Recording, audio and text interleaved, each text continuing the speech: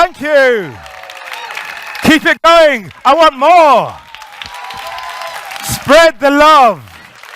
Today is all about community and audacity, boldness, womanhood, seeing the future through female eyes.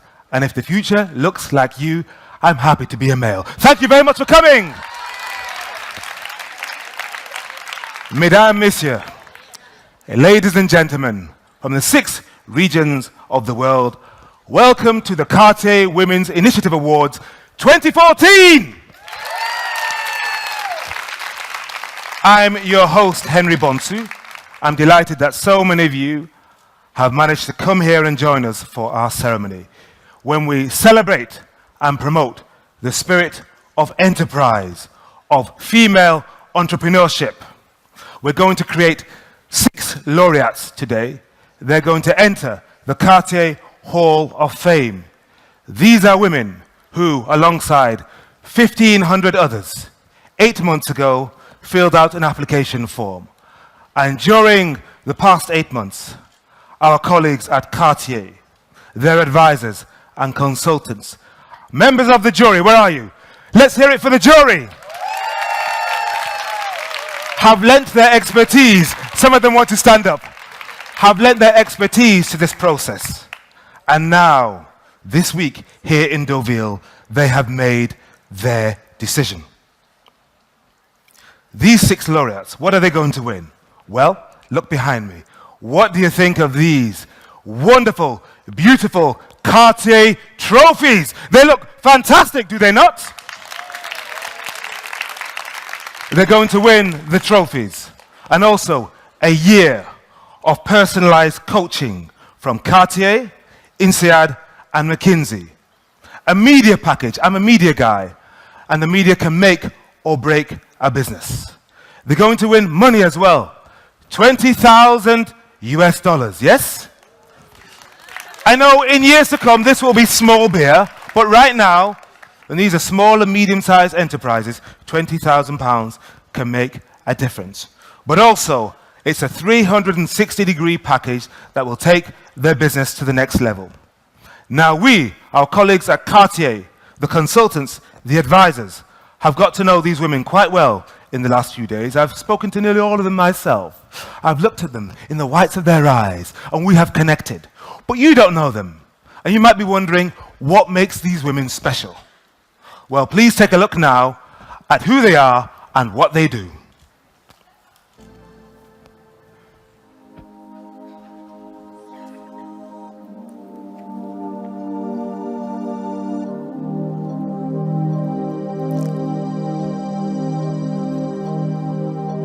They're working in the environment. From Egypt, Mariam Hazem, weaving plastic bags into desirable contemporary design items that you will want to buy.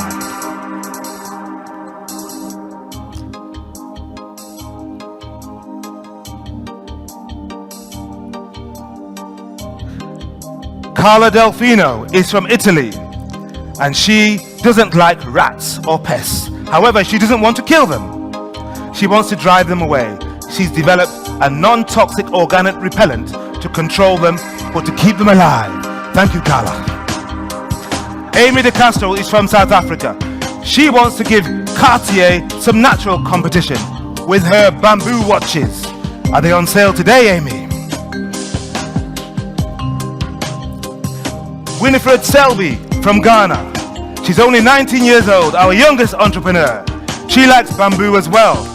She markets bicycles. Even Ban Ki-moon has tried one of her bicycles. Emily Mazzacurati, a French entrepreneur in the US. She's concerned about climate change. She's giving businesses management tools to help themselves future-proof against shocks from the climate.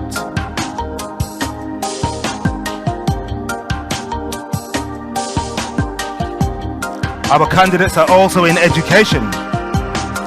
From Brazil, Bel Pesci teaches professional and personal development through entrepreneurial values and her very popular online school.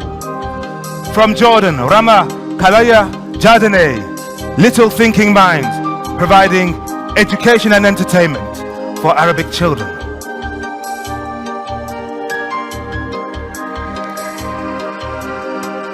Health and nutrition from Ireland, Yvonne Brady, who has designed sports shorts for women to alleviate stress incontinence, allowing them to be sporty without embarrassment.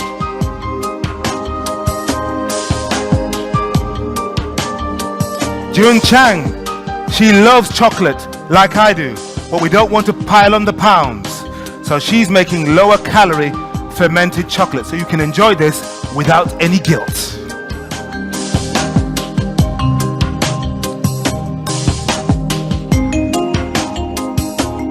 Gabriela Diaz, she loves sport, but she also wants to make sure people are safe, and her device gives access to key patient medical information by SMS in case of emergency. We're improving lives and livelihoods.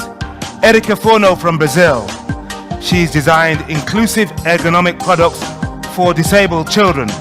Thanks to her own family situation, she was inspired. Achenyo Idachaba from Nigeria.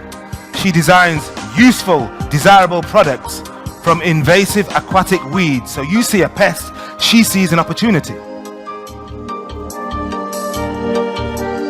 As do Diana Ju and Jackie Stenson, two US citizens based in India.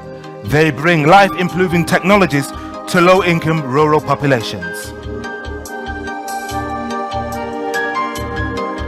And finally, Saline Tavaranan from Thailand, distributing solar energy systems to remote populations off the grid, inclusive technology. Ladies and gentlemen, this year's laureates.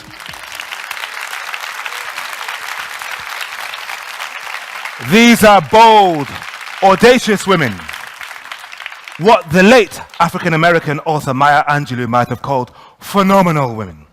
And now, to speak about audacity in today's business world, I would like to invite onto the stage Stanislas de Quercies, President and CEO of Cartier International. Come on, let's hear it for the main man himself, live on stage.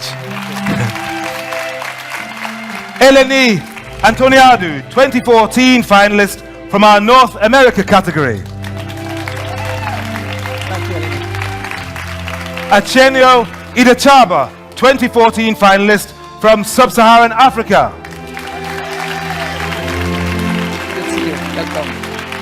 And Belle Pesce, 2014 finalist from Latin America.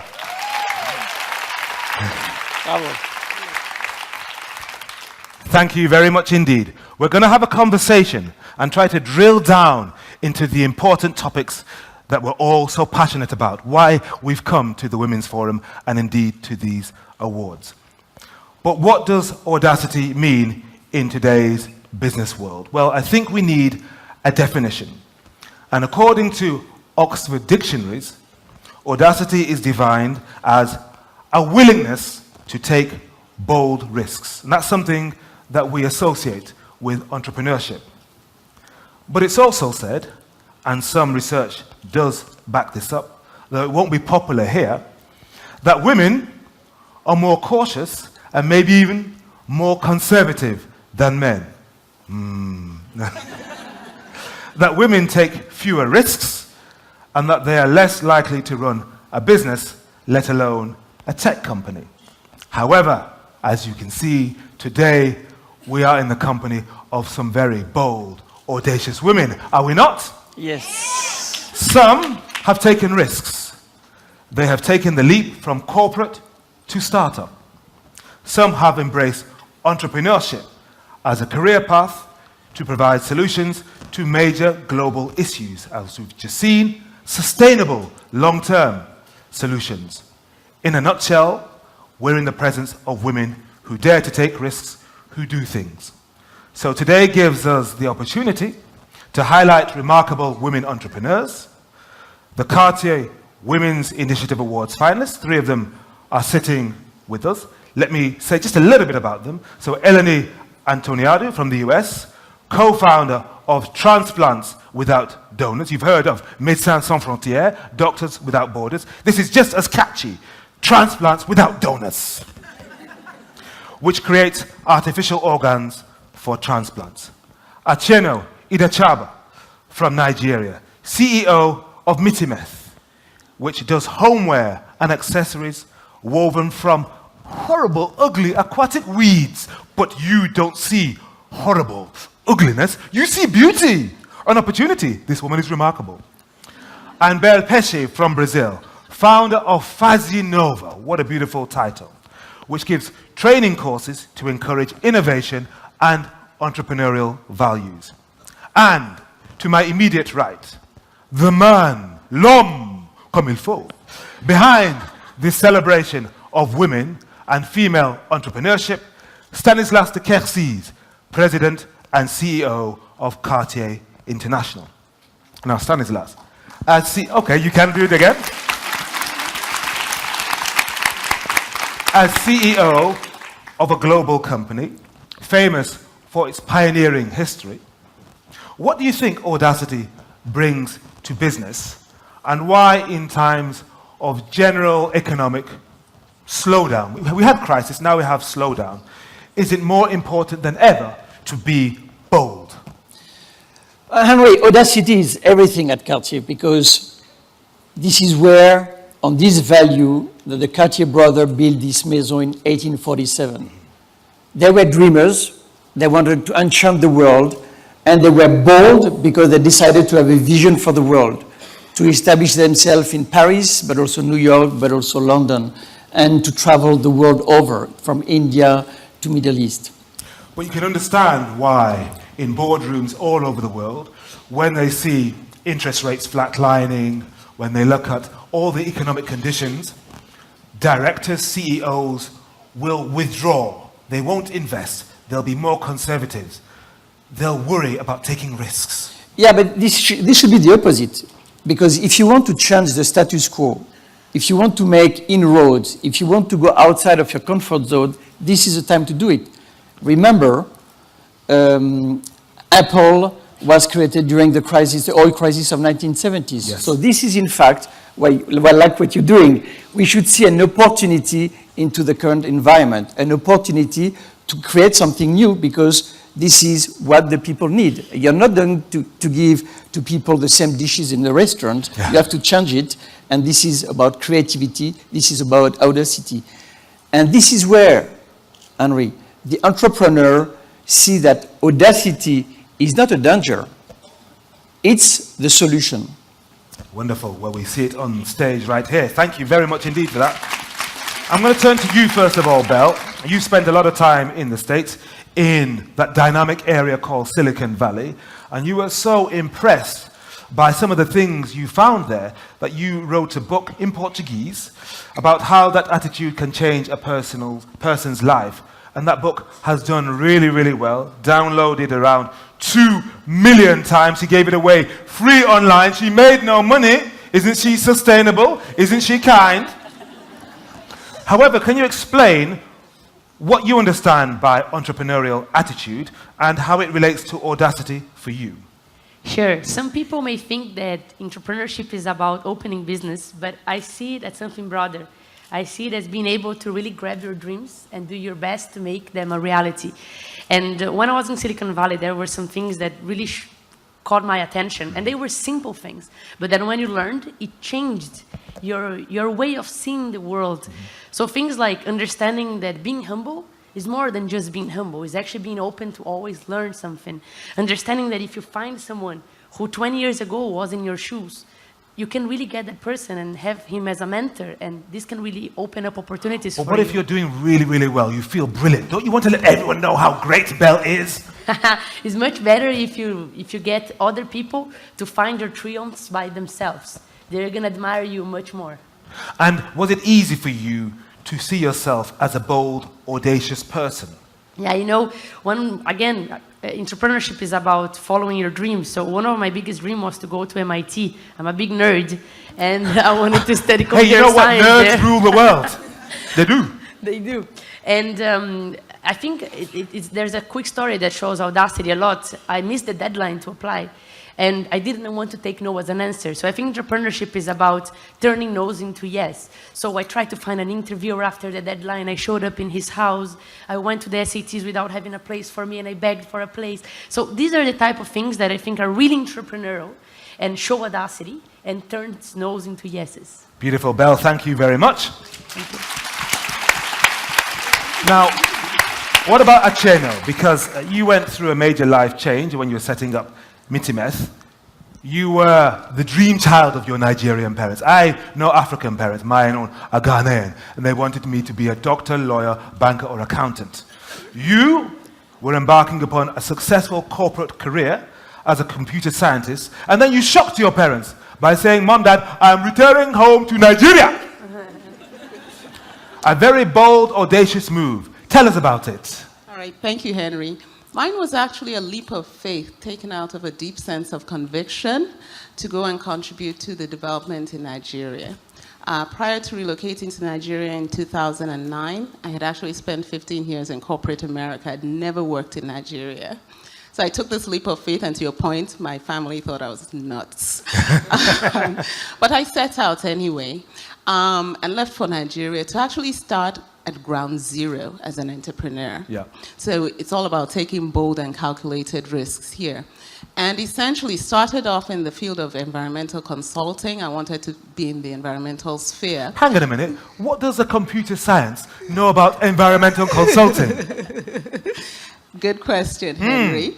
I had actually worked, prior to relocating, I'd worked in the oil and gas industry and had a fantastic career with the company that I worked for.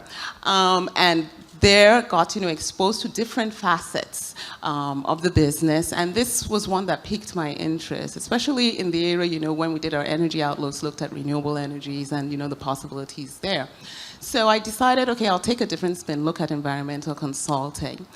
And it was in the process of doing that and preaching the message on waste recovery and utilization that Mitimeth came into being. I essentially now saw an opportunity, looked at these invasive aquatic weeds which had been prevalent in Nigeria's waterways for 30 years and figured there had to be a win-win solution. So to your point, looked at what was perceived to be this problem without a solution and figuring out that there had to be a solution that would impact the environment positively as well as the communities that are negatively affected by the infestation of the weed. And what do your parents say now?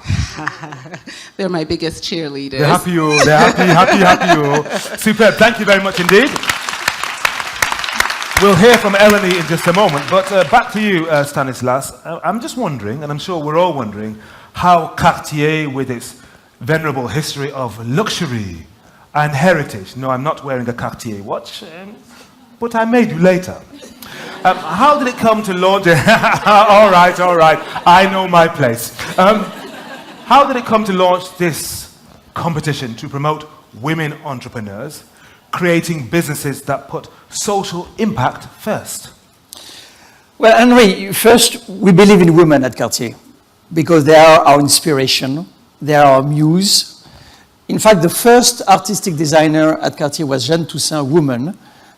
She was called the Panther. That's why we have this feline animal as a myth in the Maison.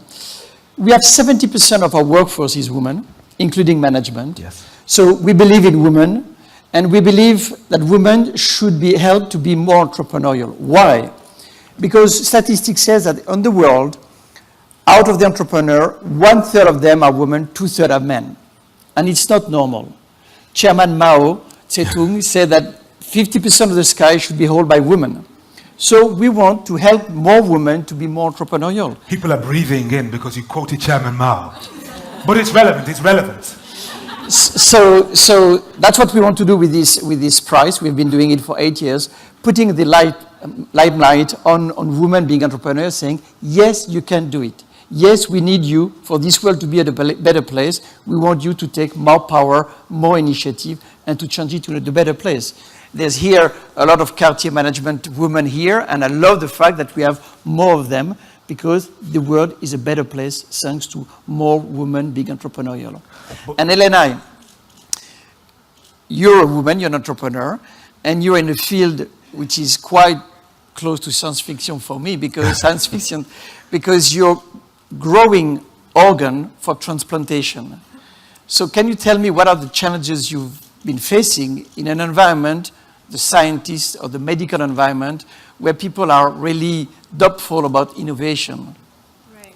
So at Transplants Without Donors, we're facing two major challenges. One has to do with breaking the scientific boundaries, and the other has to do with fighting fear. Fear of ignorance in the people's minds and the people's perception about innovative technology. And today in the USA, the reality is that we have more than 120,000 patients registered on the US waiting list for transplants, and only 8,000 transplants that are available.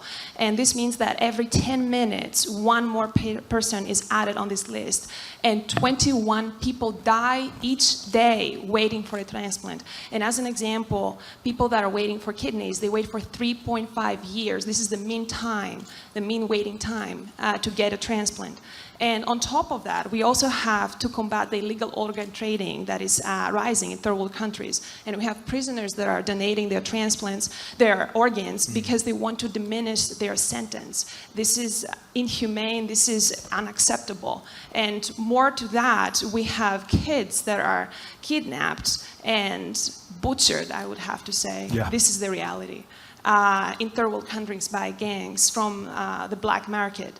41% of doctors today accept that they have treated patients that have bought their transplants. This is 1 out of 2 doctors believe that they have done transplantation with illegal organs. And I believe that people have to be more open-minded to innovative technology, and this is artificial organs as well. Artificial organs can diminish the time, the waiting time. We can have minimal immune rejections because we're using the patient's own stem cells.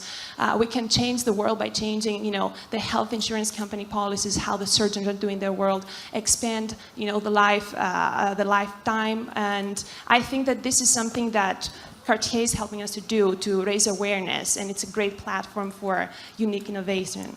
Thank you so much. Eleni, thank you very much. And Sandra also, thank you. Wonderful. Thank you. Now, we're going to have to get deep, really deep. I studied French literature. You've all heard of Simone de Beauvoir, have you not? Oh la la, what kind of audience is this? Women's Forum, and you don't know Simone de Beauvoir? Hela, hela. She famously said, on ne naît pas femme, on le devient. You're not born a woman, you become one. And I would like to ask you ladies, is audacity innate, or do you become audacious? Can you offer some hot tips to some of our female colleagues in the audience? Tips on what it takes to become an audacious entrepreneur. Achenyo, first of all. Were you born audacious, or did you become it? A combination of both, but I think you become audacious. And certain personality traits lend themselves more towards being audacious. I think it's all about taking bold and calculated risks, as mentioned previously. And then I also think that life's experiences, both good and bad, play a role in your being able to be audacious. But what if you come from a family that is quite conservatively minded about what women, even women they've educated to a high level, should be doing? How do you overcome the natural resistance of parents, community, that can sometimes hold you back from exploring what is out there? One of the things I think one needs to keep in mind is if you allow those around you to sort of hold you back, you'll never end up achieving your dreams. You can go about doing it in a way that's not aggressive, and there's always proof in the results. So if you keep on plugging away, being diplomatic about it, once they see the results being achieved, at the end of the day, you'll win them over to yourself. And I could use myself as a perfect example. So I moved from a corporate career into, and I was in the oil and gas industry as mentioned. And here I am doing what people will say, you're making baskets. Yes. You know. She's a basket maker, exactly. a weaver. So my parents are thinking, I paid all this money for you to go to Cornell University and you're making baskets? So I can see that point. No, I'm joking. But it's, helping people to see beyond, making baskets. It's not about making baskets. It's about changing livelihoods. It's about, helping communities to develop alternate sources of livelihood. It's about cleaning up the environment. So people begin to see beyond, Fantastic. Excellent. beyond making baskets. And like I mentioned earlier, my family, they're my greatest cheerleaders. The very people who thought I was nuts when I said I was leaving the States 5 years ago are my biggest cheerleaders. That's beautiful today. to hear. Fantastic. Excellent stuff. What about you, Belle? You, to me, and I've got to know you a little bit over the last 2 days, are naturally an extrovert to me. But does that mean you are naturally audacious when it comes to business, when it comes to Fazinova? Or is it something you learned? I think audacity comes with taking the first step towards doing something bigger than you think you can do it, but then you realize you can do it. Mm-hmm. And then it changes your reference around what to really fear and what to really enjoy. I wasn't really this extrovert. My big thing was always mathematics in my life. So it changed a little bit after I took some risks. But I think there are some tips that we can give, and it's also for the men. You said for the women, but for the men in the audience. We're all ears. So first, I think it's really important to don't mind your age. I get a lot of people saying, oh, I'm too young, I don't know the stuff, or I'm too old, I cannot risk. Don't mind your age. You can do fantastic things at all ages, and each age brings fantastic things with it as well. Second thing, don't believe in overnight success. The media sometimes likes to portray overnight successes because it's seen just from the success lenses. But if you go deeper, you see that the person killed itself for that, they really worked hard. So it's good to have the reference of working really hard. That's the only shortcut to success, work really, really hard.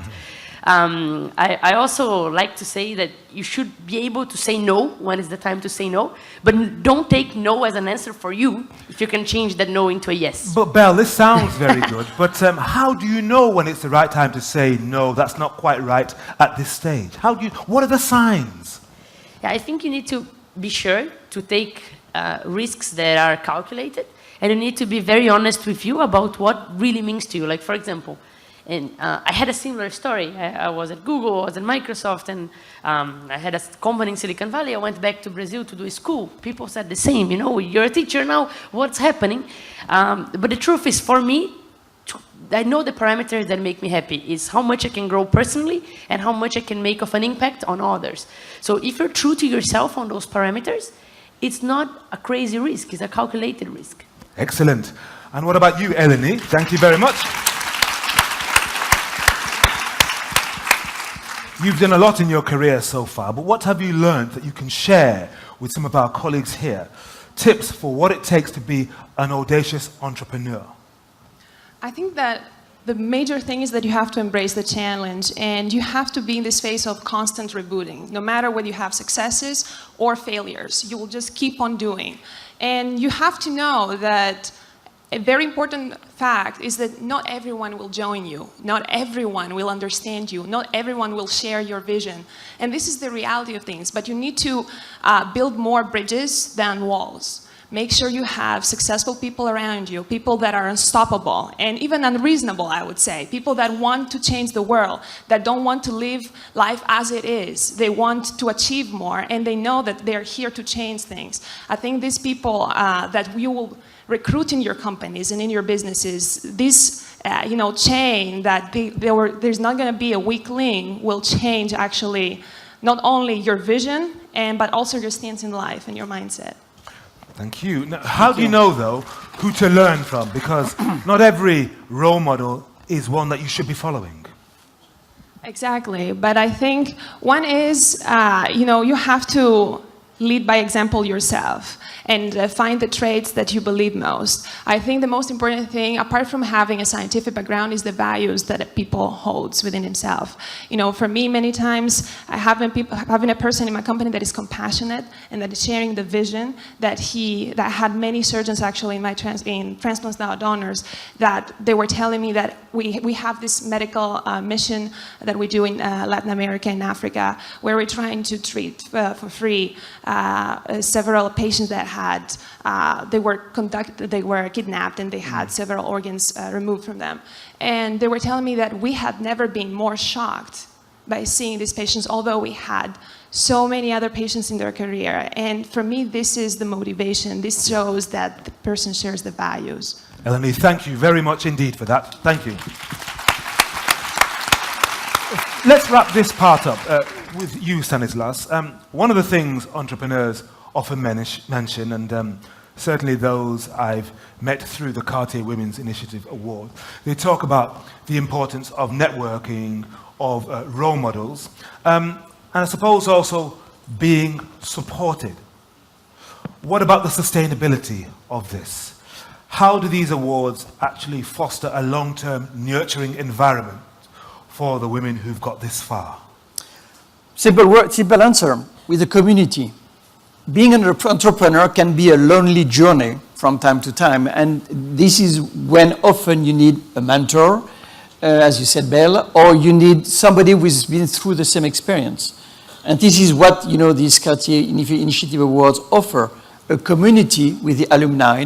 145 people have received the award, with the coach from McKinsey, for INSEAD, from Cartier, with all the finalists that can, you know, exchange ideas.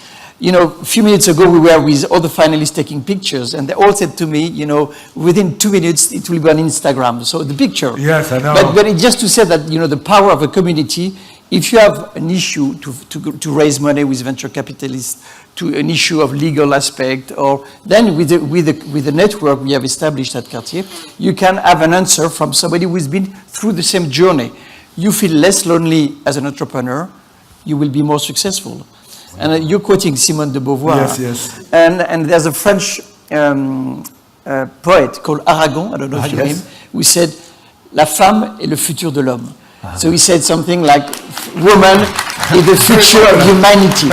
So now we want this to happen now, not in the future.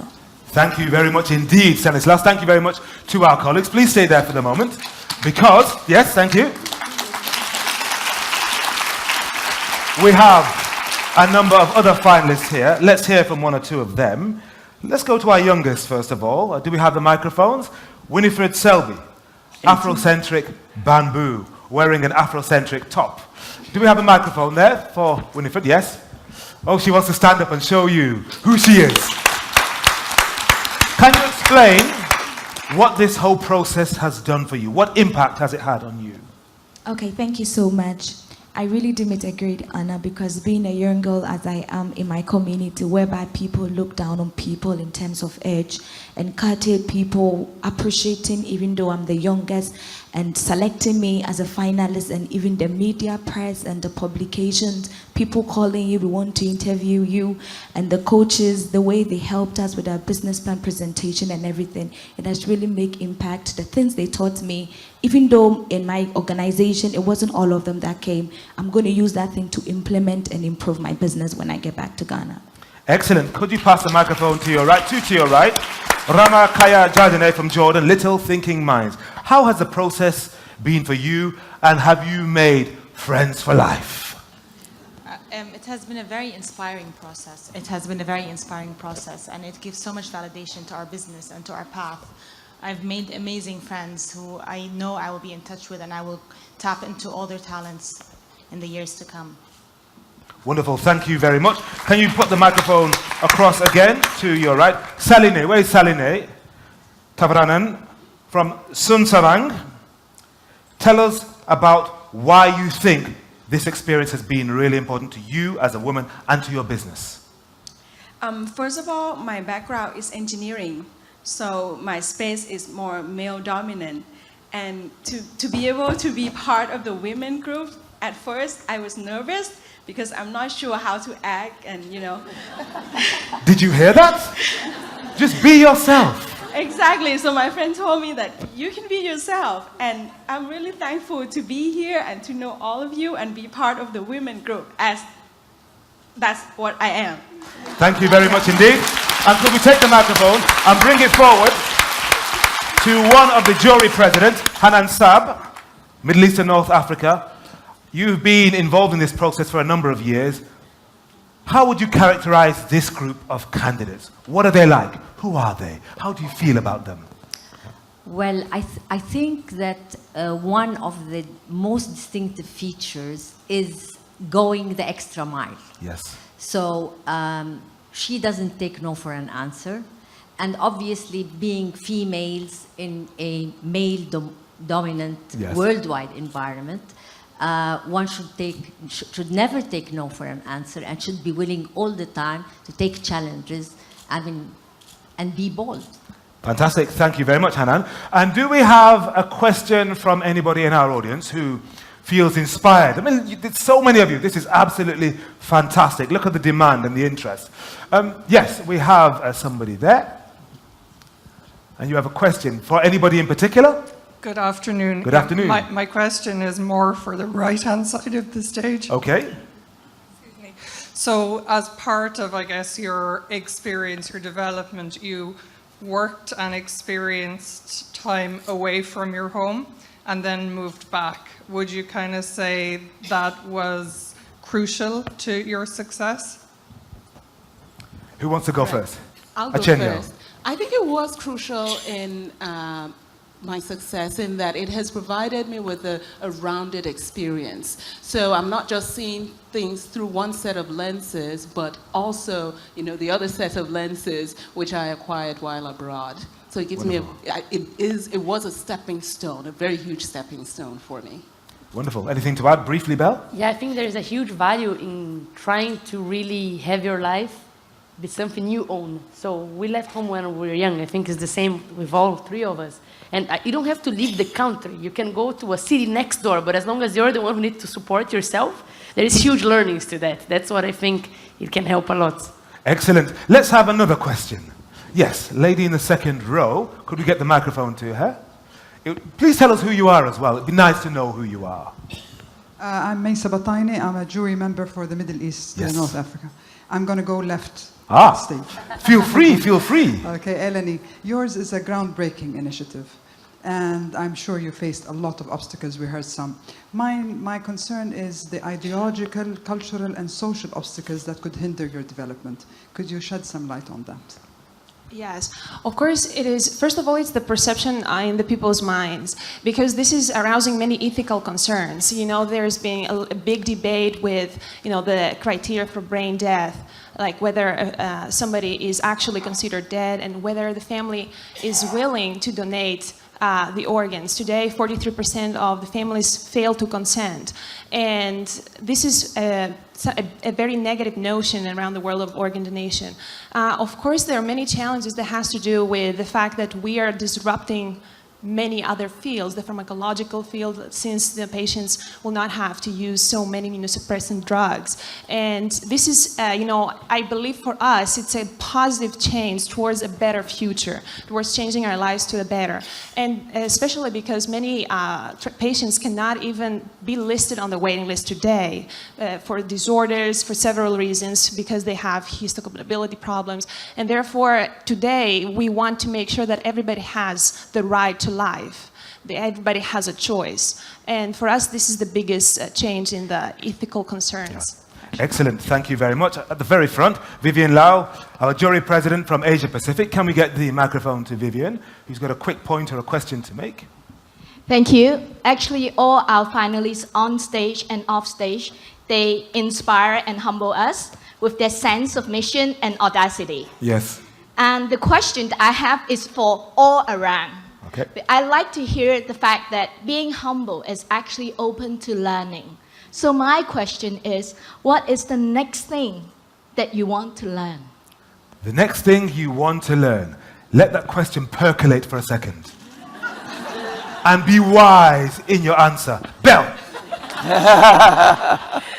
Briefly. So I work with people dreams. In our school, we work with people of all ages and we try to get them to really realize their dreams. And I want to learn how people do it. We're mapping our dreams, we're mapping what are the ways they achieve or don't achieve things.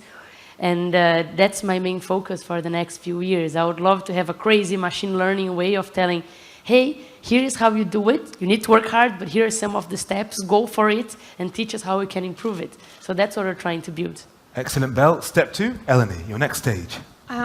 I think for us, it's not so much about finding always the next stage as a success. For us, I don't think it's only about reaching a goal. It's also about pushing the boundaries a little bit further into the distance, like being confident and audacious enough to do that, to be in a better place every single day and improve.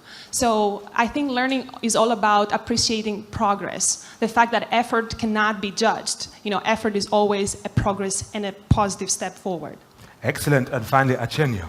All right. One of the things we learned this week had to do with innovation for growth.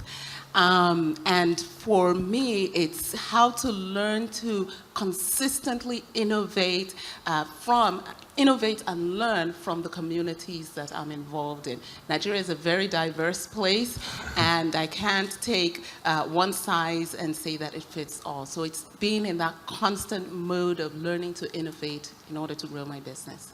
Achenyo, Belle, and Eleni, thank you very much indeed for sharing with us. Thank you very much. 3 of the nominees. Wonderful. Thank you very much indeed. So as they make their way back to their seats, Stanislas will remain here with me as we prepare for what you might say in France, la pièce de résistance. Le coup de théâtre, peut-être. Peut-être pas. On va voir. On va voir. Excellent. So we're going to just consider what our candidates have said. It's about being bold. It's about having ideas. It's about taking risks. It's about having supportive networks. It's about seeing solutions where other people see problems. And that's why they're here today. That's why they are entrepreneurs who are going to have great success in the future. And Cartier, with the women's initiatives, and the other businesses really should support that, shouldn't they? That's an important thing. Yes, we are about sharing. We are an artist. So an artist, what we like to do is to create and to share. So this is Wonderful. sharing. Stanislas, thank you very much. So, to sum up where we are at this stage of our ceremony, 6 entrepreneurs, each representing a regional category, will receive the Cartier Women's Initiative Award for the creativity, financial sustainability, and social impact of their projects. And the winners are...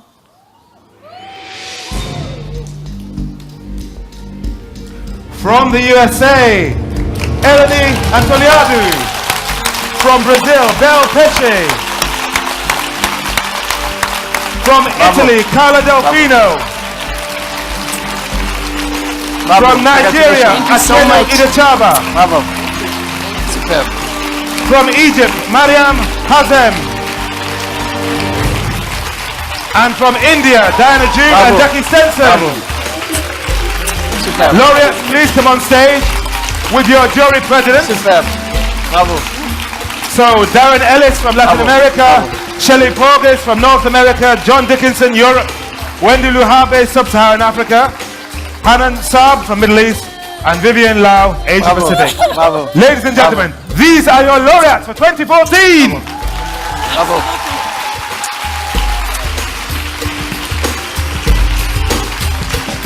Bravo.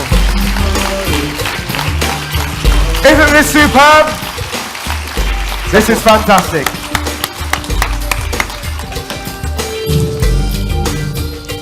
So we'll give them a chance to breathe for a second, because I haven't finished yet. What does this mean to them? Belle, now you've just written your second book, Valet Girl. After resounding success of the first one, what is the next step now for Fazinova in the light of your win today? Well, this really means a lot to me. I have so many people to thank. I'll take a whole hour, so I won't say specific names. But Please don't take an hour. But this is our first step towards a global strategy that we've always wanted to know. And the branding of Cartier has everything to do with what we want to do. Like Cartier is also a brand that helps people achieve their dreams. So this is really, really important for us. I'm extremely happy, humbled by everything I've learned, to be honest. And I said that to everyone. All of us deserved it. I said to all of them that... Yes, it's true. Yeah. I said It's to true. Eric, I said to Gabriela that if they had won, I would be just as happy as if I had won. I spent the whole week saying that.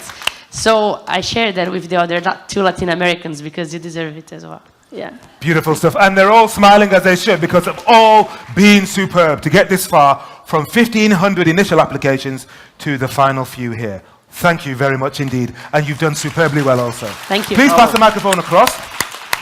Now, Eleni, when you're not running transplants without donors, you train astronauts at NASA to do experiments in zero gravity. Now, you're used to looking to the future in a science fiction context, but what about now that you've won this for North America? First of all, thank you so much for this opportunity. Actually, And how do you feel? I feel so thrilled. Thank you so much. And I want to say an extra thank you to Miss Olivia Lazar, because the organization has been spectacular.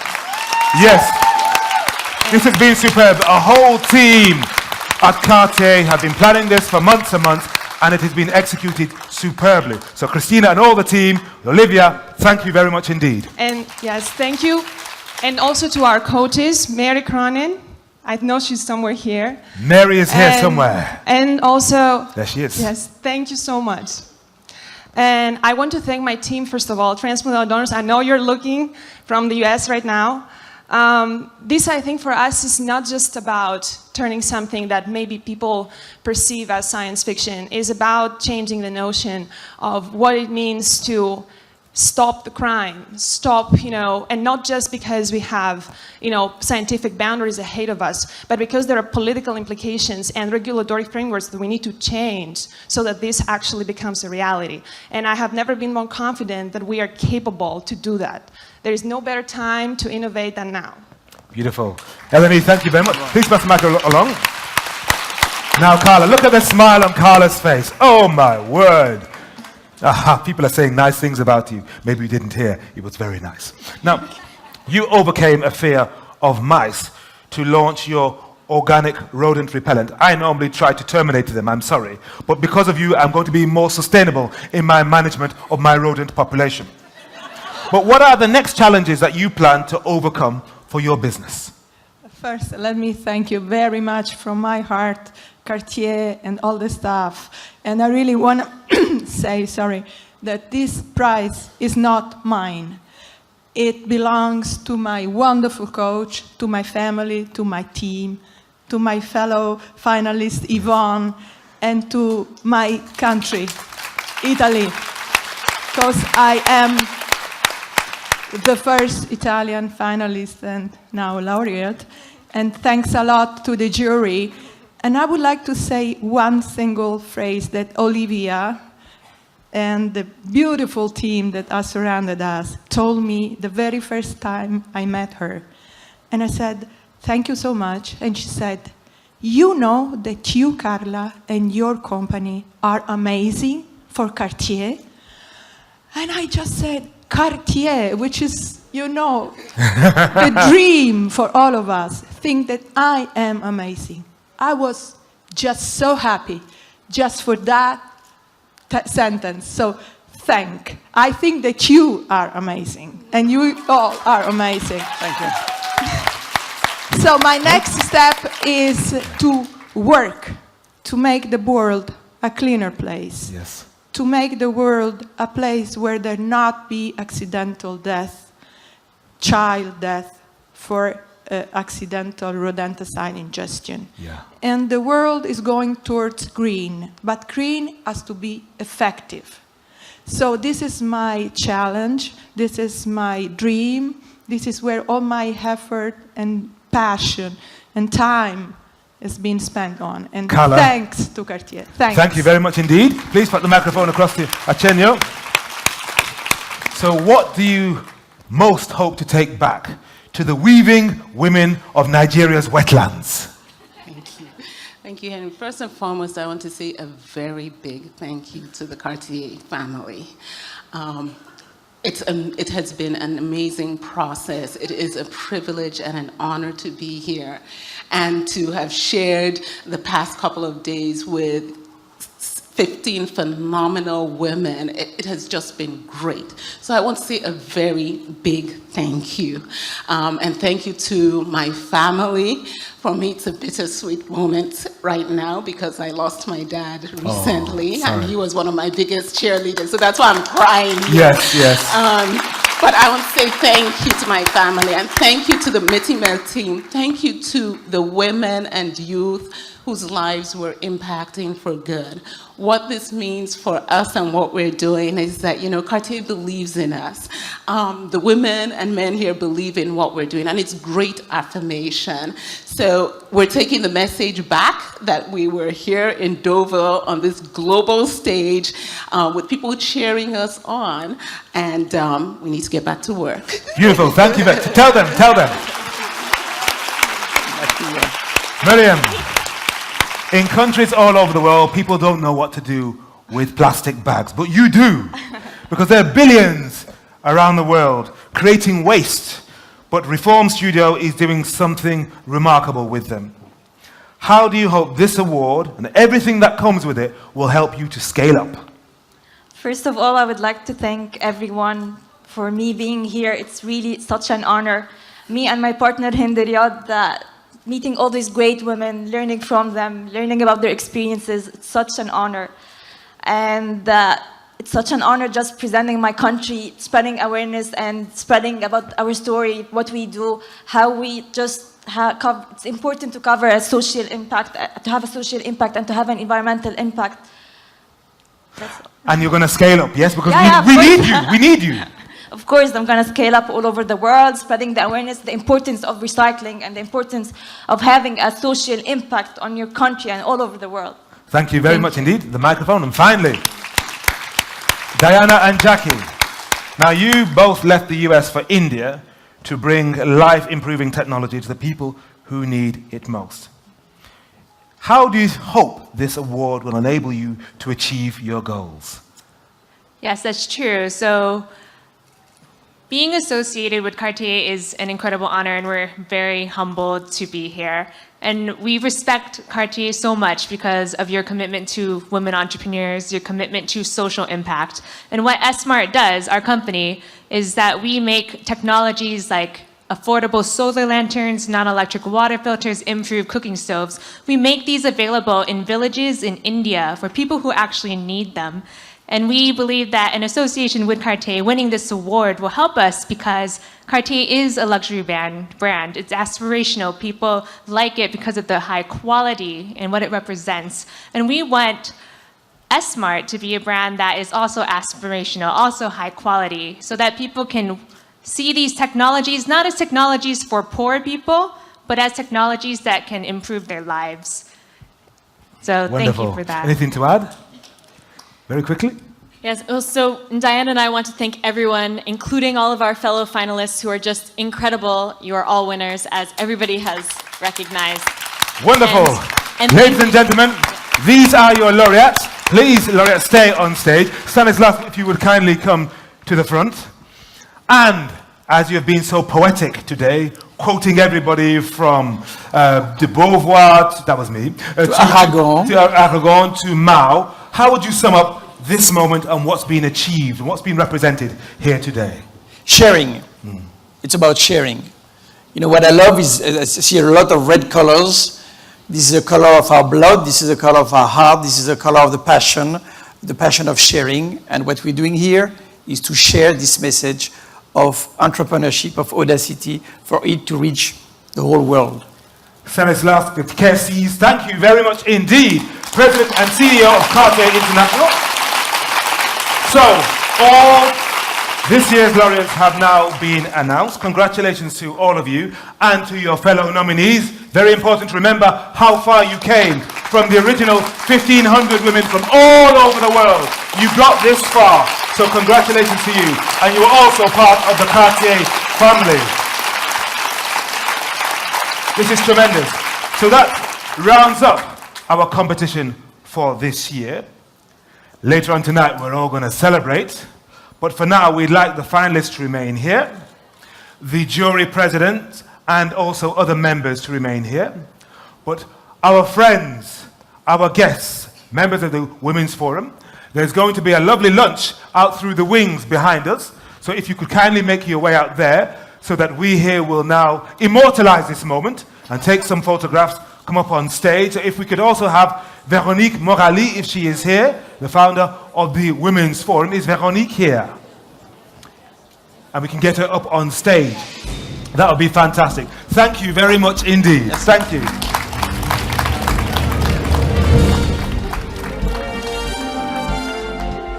So members of the jury, please come up on stage.